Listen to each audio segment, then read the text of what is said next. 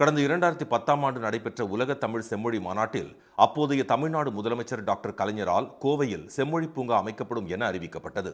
அதனை நிறைவேற்றும் வகையில் 2023ஆம் ஆண்டு செம்மொழி பூங்கா அமைப்பதற்கான பணிகளை முதலமைச்சர் திரு ஸ்டாலின் உலக தரம் வாய்ந்த இப்பூங்காவில் செம்மொழி வனம், மூலிகை தோட்டம் என 23 விதமான தோட்டங்கள் அமைக்கப்பட்டுள்ளன. செம்மொழி பூங்கா வளாகத்தில் சங்க இலக்கியங்களில் இடம்பெற்றுள்ள மரங்கள் மற்றும் செடிகள் நடப்பட்டதுடன் 2000க்கும் மேற்பட்ட ரோஜா வகைகள் ரோஜா தோட்டத்தில் அமைக்கப்பட்டுள்ளது. செம்மொழி பூங்காவில் அனுபவ மைய கட்டடம், 500 பேர் அமரக்கூடிய திறந்தவெளி அரங்கம் உள்ளிட்டவையும் இடம்பெற்றுள்ளன. மேலும் ஜெர்மன் தொழில்நுட்பத்தில் மழைநீர் சேகரிப்பு வடிகால் அமைப்பு 2 கிலோமீட்டர் நீளத்திற்கு அமைக்கப்பட்டுள்ளது.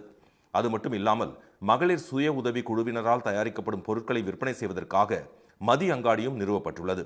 அதேபோல் உலக தரம் வாய்ந்த உடற்பயிற்சி கூடம், விளையாட்டு திடல், மாற்றுத்திறனாளிகள் விளையாடுவதற்கான பிரத்யேக திடல், படிப்பகம் உள்ளிட்டவையும் இடம்பெற்றுள்ளன. 1000 இருசக்கர வாகனம் நிறுத்தும் வகையிலான வாகன நிறுத்துமிடம், முதியவர்கள் மற்றும் மாற்றுத்திறனாளிகளுக்கு சிறப்பு பேட்டரி வாகனம் உள்ளிட்ட வசதிகளும் செய்யப்பட்டுள்ளது.